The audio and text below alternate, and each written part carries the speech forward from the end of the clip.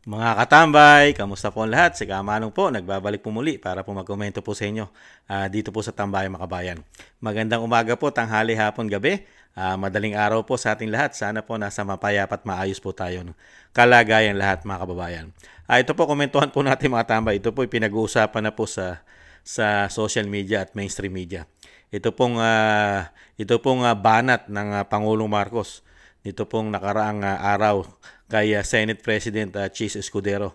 Dito po sa sinasabing impeachment ng Vice President dahil po na pinagbotohan po ng majority ng Senado dahil sumunod po sila. Sumunod po sila sa Korte Suprema na talagang walang ground of impeachment dahil maling-mali ang ginawa na proseso ng impeachment sa Vice President. Kaya po na-archive po nila ang impeachment. Pero sa kabila ng presidente po, di po ba, sa mga pahayag po sa kanya noong mga nakaraan pa, na siya po ay hindi po siya nakikialam sa impeachment ng Vice President. Pero ngayon, mukhang nakikialam na po siya dahil nagpatutsada po siya kay Senate President. Mga kabayan, bakit daw po gusto yatang sumama na sa Korte Suprema ang Senate President, mga kabayan, at ang Senado? Pakinggan po natin ang pahayag ng Pangulo at syempre po yung issue ng Senate President sa mga maanumalyang korupsyon sa ating bansa, lalong-lalo sa flood control. Hindi po ba? Pakinggan na po natin. Sa issue ng impeachment complaint laban kay Vice President Sara Duterte.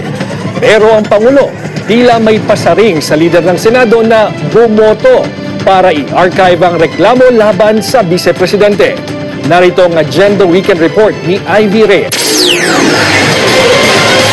Tila may laman ang biro ni President Bongbong Marcos sa Malacanang Palace nitong August 14. Senate President Chis Escudero and the honorable members of the Senate who are apparently now applying to be included in the Supreme Court.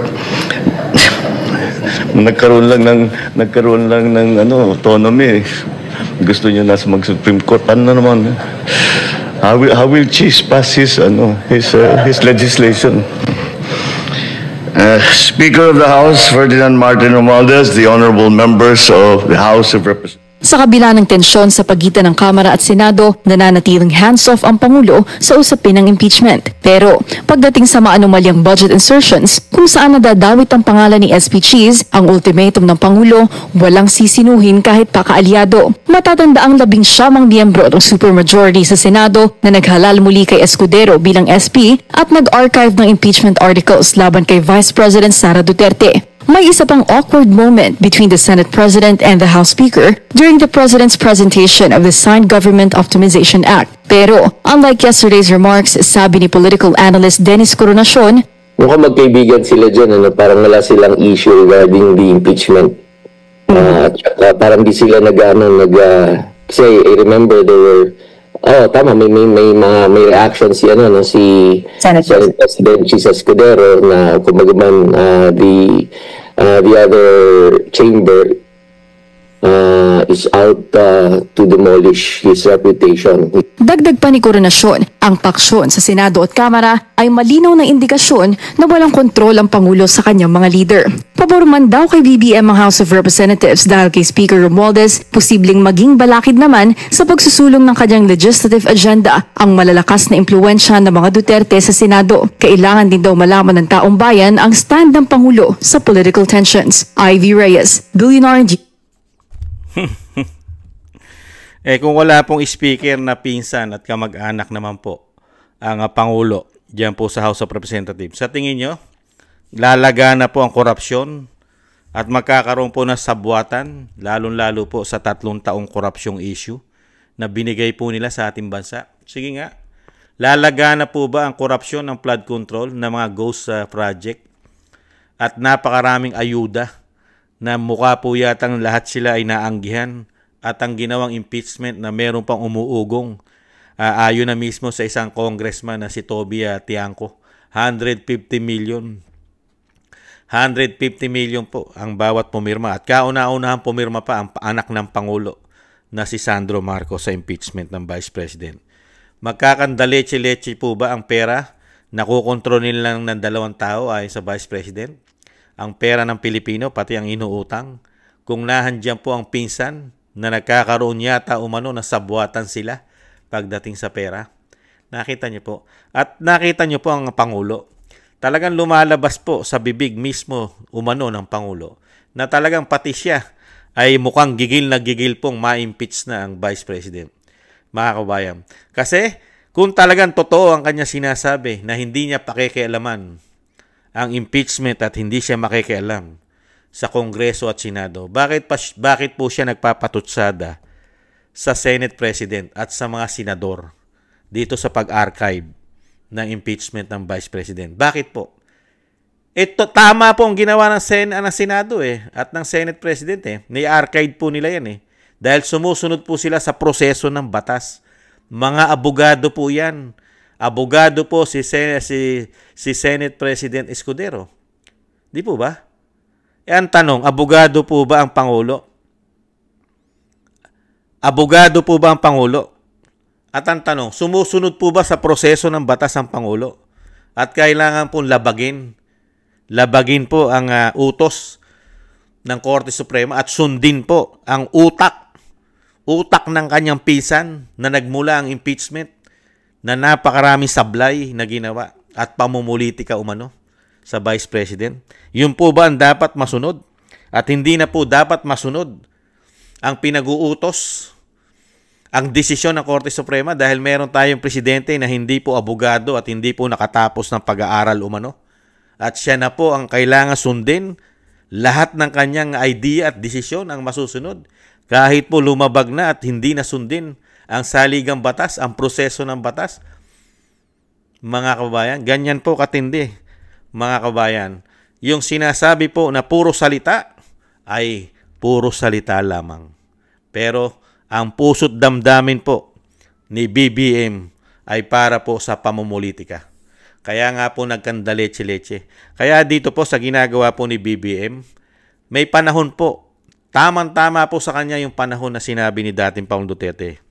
Ang panahon ay lumilipas. Pag lumipas na po ang panahon nila magpinsan, doon naman po nila mararanasan ang proseso ng batas para sa ginawa nilang katarantaduhan umano, kawalanghiyaan umano sa ginawa nila, lalong-lalo sa isang damukal na korupsyon na hanggang ngayon ay issue, pumuputok po ang issue ng korupsyon sa kanyang administrasyon.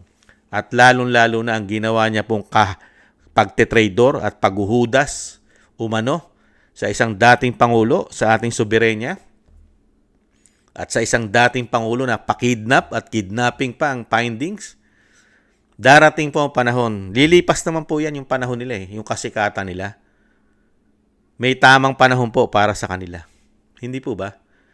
Ngayon siya tumawa ng tumawa. Pagka ang panahon na po ay lumipas, tingnan po natin kung kaya pang tumawa ni BBM sa ginawa niya po sa ating bansa, lalong-lalo po sa pagpapatakbo ng gobyerno. Lalong-lalo na po sa pera ng bayan. Ano kaya? Ano kaya mga tambay? Mananatili pa kaya sa Pilipinas ang mga yan kasama speaker? Nagtatanong lang si Kamano, pag hindi na po sila nasa kapangyarihan, pag hindi po nila napabagsak ang mga Duterte at nakabalik sa kapangyarihan, sa tingin po ba natin mananatili ito sa Pilipinas, itong mga tao na ito? Sa dami po ng kakaharapin ito, lalong-lalo po pagka batas na po ang umiral. Hindi po ang politika. Batas. Napakarami po niyan. Napakarami po nila sasagutin. At napakarami po investigasyon ng mangyayari pagka po wala na sila sa kapangyarihan. Kasi po ngayon, nagkakaroon pa ng sabwatan. At sila po ngayon, sila na po mismo ang nag-e-expose sa atin, mga Pilipino. Ang ginagawa nilang mga katarantaduhan umano.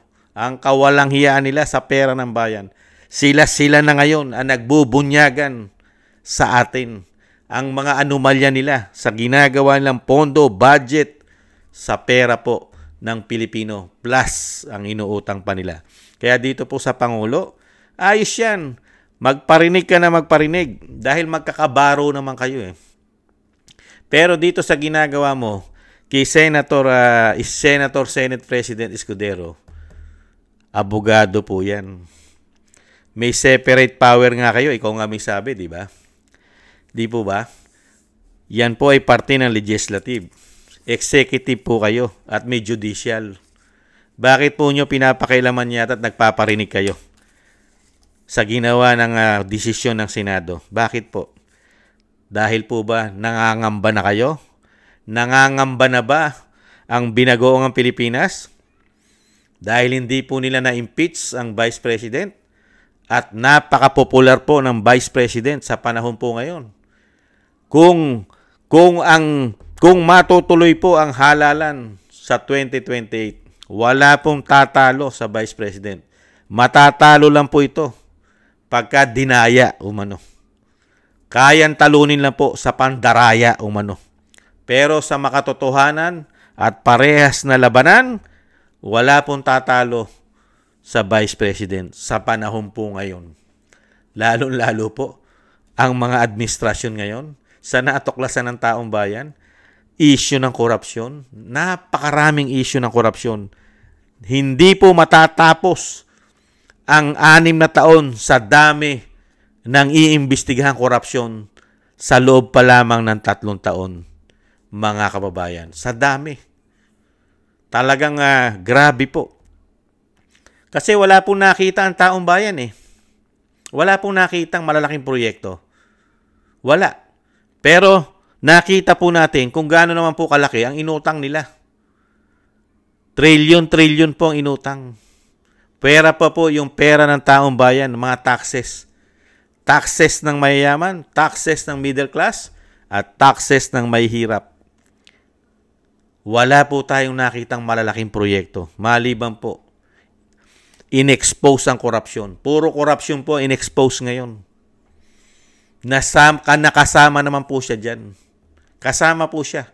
Dahil siya po ang Commander-in-Chief umano. Hindi po ba? Kaya dito po mga kabayan, sa ginagawa po nila ngayon, sila po ngayon ay nagsusuwagan. Kaya po pala, no? Mga kabayan, kaya po pala ayaw niyang tanggalin ang kanyang pinsan sa speaker. Ba? Nananatiling speaker ang kanyang kamag-anak, ang kanyang pinsan. Protection po pala. Komento ko po. Protection at planado po sa lahat ng gagawin nilang pamumulitika umano. Planado po pala. Scripted po pala lahat.